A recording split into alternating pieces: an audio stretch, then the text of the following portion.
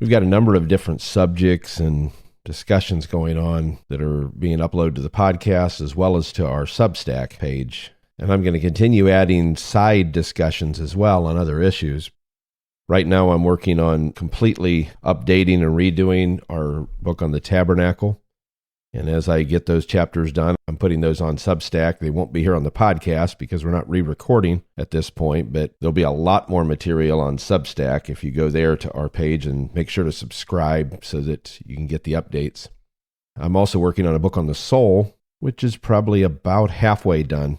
And as I finish sections on that book, I'm also uploading those to Substack. When I go through and teach on that, the audio of that will be here on the podcast.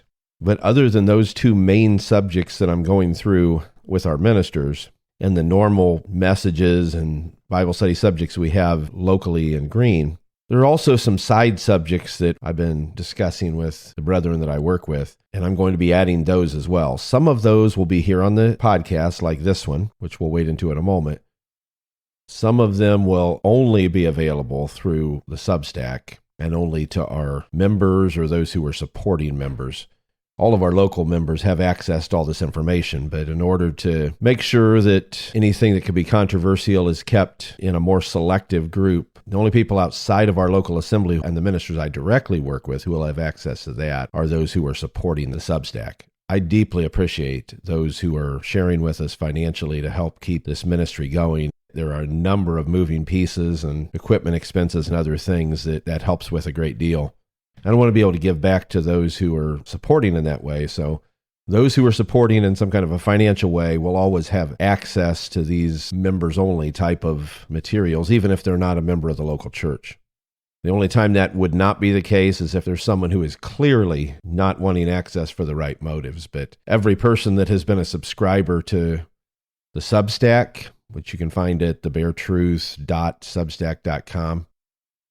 So that out of the way. One of the subjects that I have been having a lot of thoughts on because of a lot of questions I'm getting and because of a lot of issues that are going on around the world in the churches as well as even in our body is related to the different crises that are facing the church. By crises, I'm talking about the plural of the word crisis.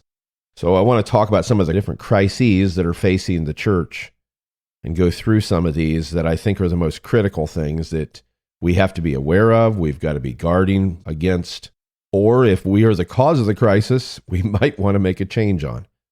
And so the way I think I'm going to title this series is Change Demanding Crises Facing the Church. In other words, crises, which isn't correct grammar, it just sounds better to me, crises that the church is facing that require change.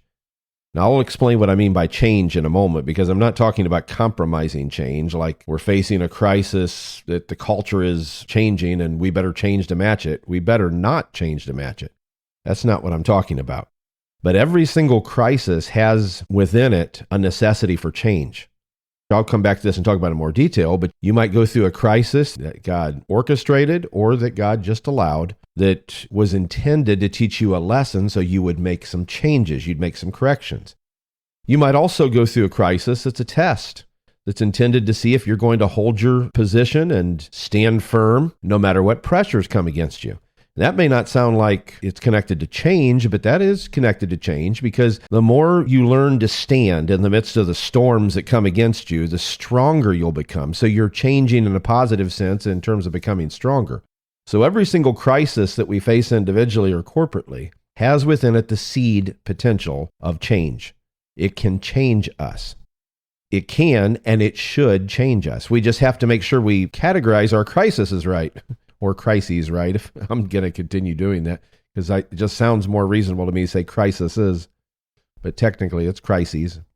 We have to categorize our crises correctly, which means we've got to determine what do I need to be doing in response to this crisis? Is this a crisis that requires me to get rooted and anchored so that whatever pressures or conditions are coming against me are not going to move me from my faith in the Lord, my love for the Lord, my faithfulness to Him, and my confidence in His Word and all those other things that we have to anchor to? Or is it a crisis that God has allowed us to go through to get our attention so we'll make a correction? If it's intended for us to make correction, we better learn the lesson, or we're going to continue going through crises until we finally do learn the lesson. Now, I'm not going to wade into this in this session. I may not even wade into it in an open session at all. I may save that just for our members and supporting members because it may get a little sensitive and in some people's minds perhaps controversial.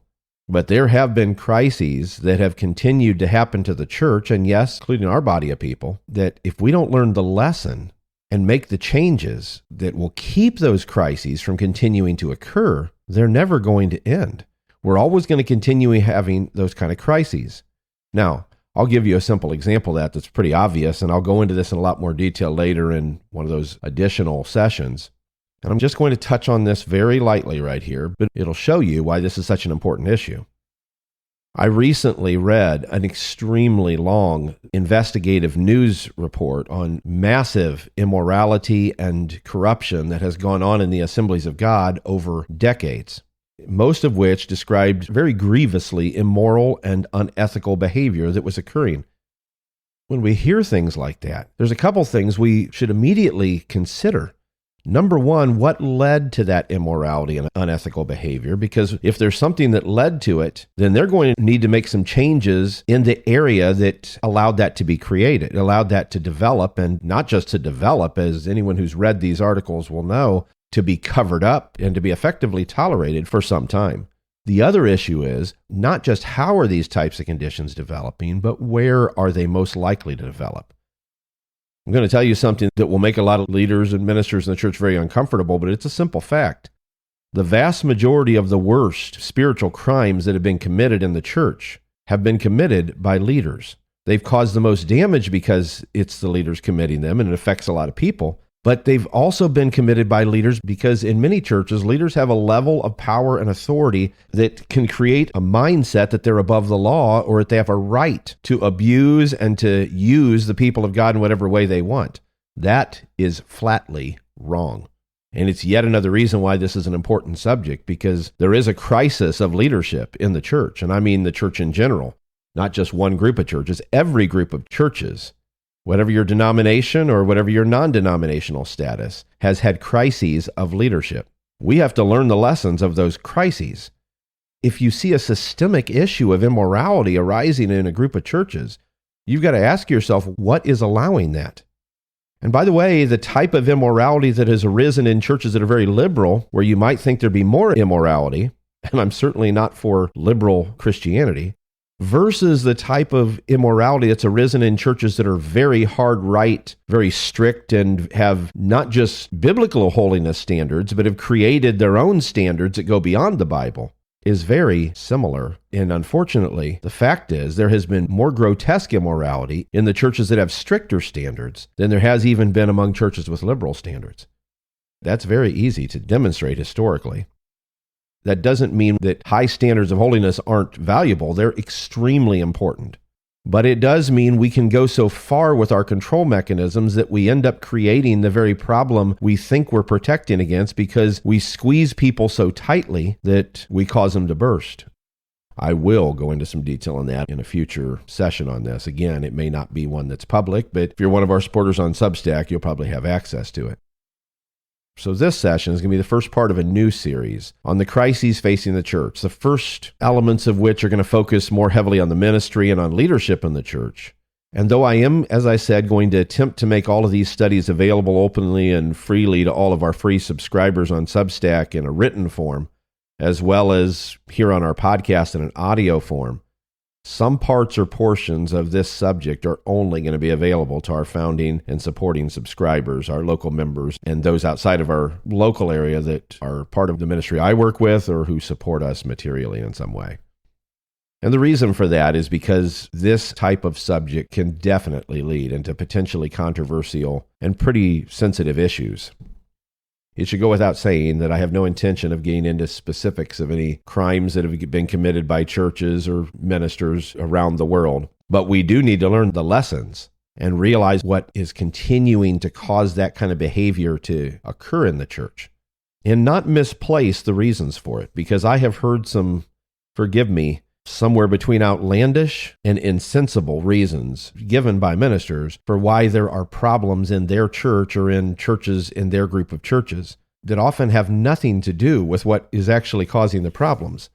Many times their reasons, whether they realize it or not, are hardly more than just a deflection to get away from what really is causing the problem. That they may not have these kind of issues in their church or churches if they had a different type of methodology and different types of methods that are the expression of that methodology in the ministry.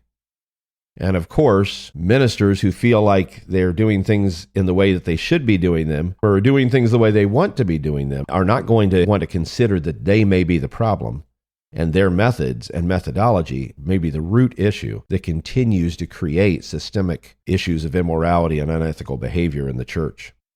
But that's something I'll talk about in another session. What I want to focus on in this session are the crisis events that I think God either directly uses or indirectly allows that are intended to change us. And as I said, just so you're aware, I will have some form of this podcast on our Substack page in a printed form where you can read through it, and if there's references and other things, you'll have access to that. Throughout its history, the church has faced many crises. Sometimes, as I said, God uses crises to test the resolve and to show the mettle of his people, requiring us to stand firm on the foundations of our faith and not be moved. In those kind of cases, we have to strive to hold steady and true. The purpose under that kind of pressure is not to be changed by the negative forces that are pressing in on us, and to stand firm against the siren call of spiritual compromise. At other times, though, God allows crises to occur to get our attention and to instigate changes and course corrections. He may directly direct the crisis, as I said, or he may indirectly allow it to occur in order to wake us up to some condition that he wants changed that's present either within us individually or among us as a whole church corporately. This latter purpose and process is the exact opposite of the former. The first, where we're having our mettle tested, we're having our resolve tested, and God wants us to stand and hold on to the things he's shown us and given us, requires us to refuse to be changed. Sort of, as you'll see in a moment. We're refusing to be changed by the pressures that are coming against us to give up our faith or to give up our vision or our values or whatever it might be. But we actually are being changed. We're being changed in the sense of being made stronger and more rooted by standing against those pressures. Just like someone working out with weights, under the pressure and the strain of that weight, their muscles will grow and develop. So, as I said, the first example does require us to refuse to let those pressures change us because evil forces are attempting to cause us to change from what's right. While the second, I was talking about God trying to get our attention by allowing a crisis to occur to make us correct something, demands that we change because there are things in us or among us corporately as a church or group of churches that God's seeking to expose as evil or incorrect and to extricate. The word extricate refers to removing something that's gotten tangled up. So extricating something is talking about removing something that's gotten tangled up and wrongly rooted, whether in our individual hearts and our minds, that's something that has to be uprooted and pulled out, or in our methodologies, methods, beliefs, and practices in the church that might be carnal in origin or expression that have been tangled up in the gearwork of the machinery of the body of Christ corporately. So there's two very different directions that God might intend us to take when dealing with a crisis based on what he is allowing or using the crisis to create. If the crisis is intended to test our faith and our resolve, then we have to stand and refuse to be changed. That's not as simple as just fighting. I've gone through things in my life where my faith in God and my love for him were being tested. I wasn't necessarily fighting somebody that was arguing with me trying to undermine my faith or some challenge to my relationship with the Lord that was coming from an external source, like somebody telling me God doesn't love me or something. I was dealing with a crisis that within my heart might cause me to doubt God. Like several years ago when I was at the peak of stage 4 terminal cancer, the greatest test of that for me was to determine whether or not I was still going to have faith in God, whether or not he healed me, and I was still going to love God and believe he loved me as well, whether or not he healed me. And in that case, you've got to be able to stand and refuse to be changed. Not just changed from some doctrinal belief or changed from some moral position you're standing for, but refusing to have your relationship with the Lord changed.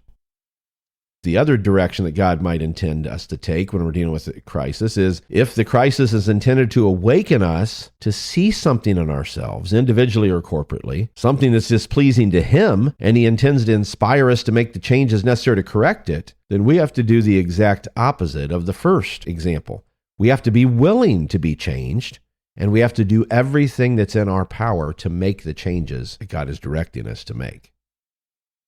The heart of the problem is mistaking one for the other, because I have seen people who were convinced that the crises they were going through, some terrible events that they were enduring, or maybe just things going wrong in their life or their family or their church, and this is especially true of ministers, and I'll use ministers as an example. Since I know many of our ministers I work with in other parts of the world are following this, I'll use leaders as an example, and that will be something I'll be coming back to in the next sessions anyway. Many times when a crisis hits a church or a minister, if that minister is determined that he is not going to change on something that God may want him to change on, he's going to entirely ignore any possibility it could be God, because to him, he has to be right. His way of doing things, his methodology and methods, as I said. Maybe even his spirit. If his spirit's terrible, he may think it's okay to act the way he acts. And I could go on with many other examples, but the point is, very often leaders have convinced themselves ahead of time that their position, their beliefs, their methods cannot be wrong. So anytime a crisis comes, it couldn't possibly, I'm saying that sarcastically, forgive me, though I mean it sarcastically, it couldn't possibly be God telling me I need to change my beliefs or my practices because I know they're right. It may be that God is trying to get that individual to consider themselves and to think about what they're doing and to reconsider and change, but they won't ever be able to get that message because they will continue thinking this is just a test. This crisis isn't the second kind of crisis that God's trying to wake me up or get my attention or correct my course because I can't be wrong after all. So it must be the first kind of crisis. So if my church is going through one wave of trouble after another, it couldn't possibly be that I'm doing something wrong or that the structure of my church or its beliefs are wrong in any way. It could only be that we're being tested because we're right. And God's trying to test it to determine whether or not we're going to stand and never forsake our beliefs. The problem is if your beliefs and your practices are polluted or wrong and crises keep hitting your church, if you're not willing to consider your beliefs and practices might be polluted, tainted, wrong in some way, you're going to continue to misdefine those crises as God testing you to see if you're going to hold on to your beliefs when your beliefs are the very thing He's trying to get you to reconsider and maybe regurgitate. Forgive me, but there's some things you just need to get rid of. Expectorate them out of your life entirely, especially some things that have been passed down from individuals that have passed down a tainted line of tradition or a tainted methodology or ideology of some kind. I'm getting ahead of myself, though, because that'll get us more into the issue of leaders, which I'll come to a little later.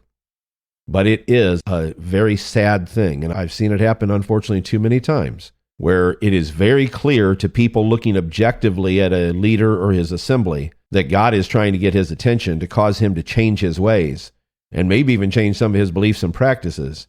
And every time he gets hit, it's not God, it's the devil, or it's God allowing these things just to see if we'll keep holding on to our beliefs and practices. You better be willing to look at both sides of this coin. One side of the coin, as I've said, is that God may be trying to test your faith and resolve because what you have is pure and true, and He wants to see if you'll hold on to it no matter what pressures come against you.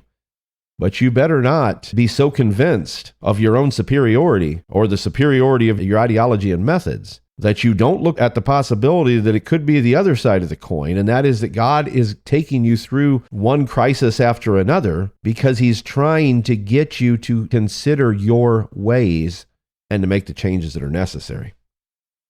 We'll come back to that in another context, but moving on. Connected to these two overarching issues, there are several different expanded types of reasons why God might allow us to face crises. During the COVID crisis, I lost a number of very dear friends and brothers in the Lord. At that time, I was also literally dying of stage 4 terminal cancer, which any of you that know my testimony know that God delivered me from. Praise His name.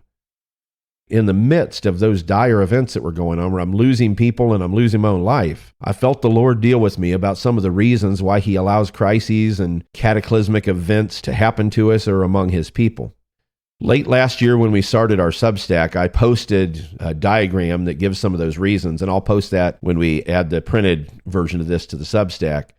4 reasons, and I probably could add 1 or 2 more, but I'll just focus on these. And I alliterated them, meaning they all start with the same letter, but 4 reasons that he causes or allows these crises and suffering and sickness and other things to occur to us is to direct us, to destroy something in us, to develop something in us, or to demonstrate something through us. Now, it isn't my intent to heavily expand on each one of those, as I've gone through that before. In one of the earlier posts we put on the Substack page, I believe I did go into that in a little bit of detail. But I will give a brief synopsis of each one, of what I mean by each of these, that I probably included in the original study. Number 1, God can use a crisis, and by that I'm talking about anything that shocks our system, whether it's sickness or disease or death or pain or suffering or political instability or instability in the church. You could go on and on, family problems. God can use a crisis to direct us in a course-corrective way. In other words, to turn us away from something we're doing that's wrong, turn us from sin and turn us back to Him.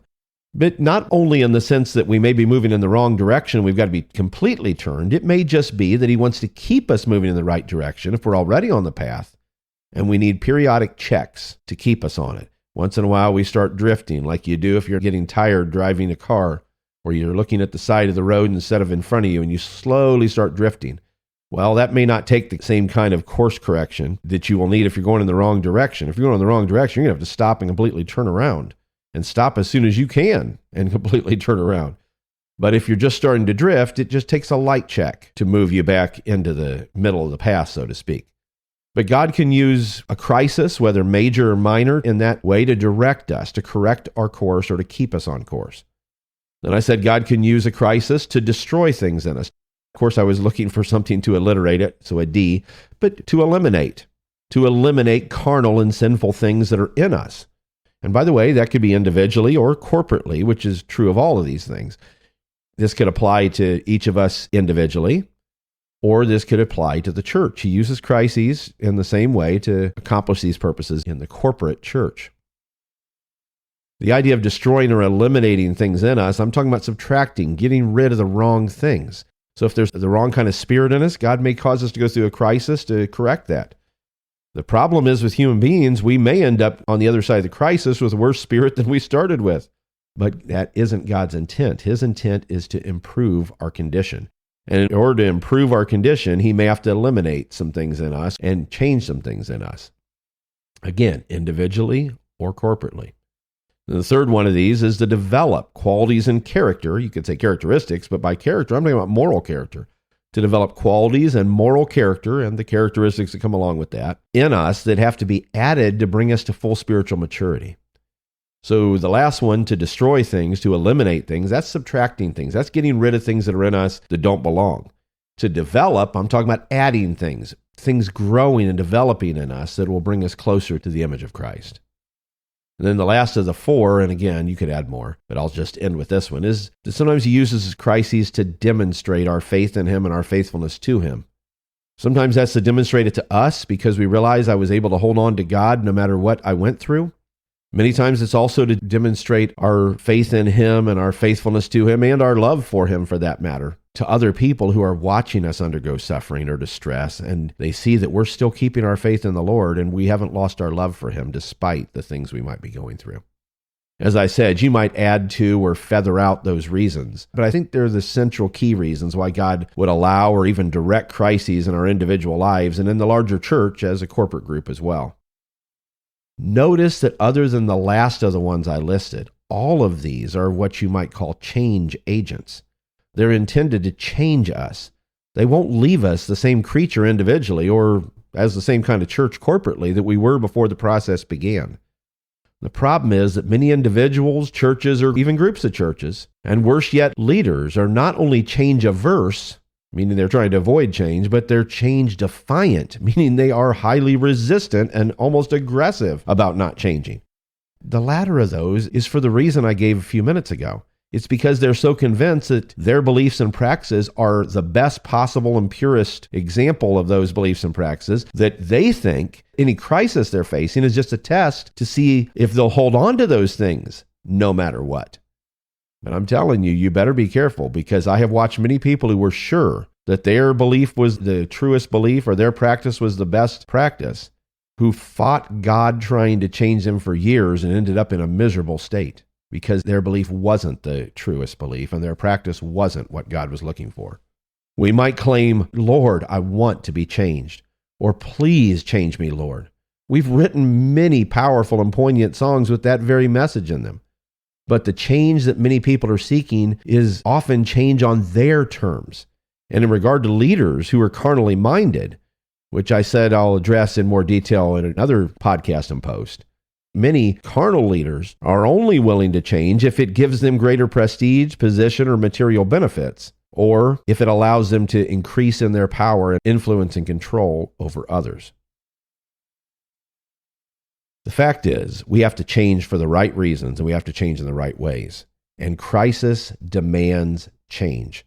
On one hand, if the crisis is a test of our faith and faithfulness to things we are not intended to change, the change we go through by holding our convictions can be a change in terms of the growth of our strength and our resolve as we pass through the tests of our conviction and courage and grow stronger in them, changing in terms of an increase in our strength and resolution. On the other hand, if the crisis is a call to self-consideration and God's trying to get us to make a correction of some kind, if we respond to that the right way, it'll be a change that'll correct our course or cause us to leave behind certain wrong thoughts or deeds, ideologies, or actions. Whether as laity or leaders, as individuals, churches, or a body of churches, we have to not only be able to see the need for change, if change is what God desires and is calling for, but we also have to be willing to be changed. Some will never be willing to change because they're unconsciously unable to see that need. They're blinded to it by their misplaced loyalties to some legacy or ideology, or their misconceptions about what God's will is or what His Word says. Or they're consciously resistant to the reality that change is necessary.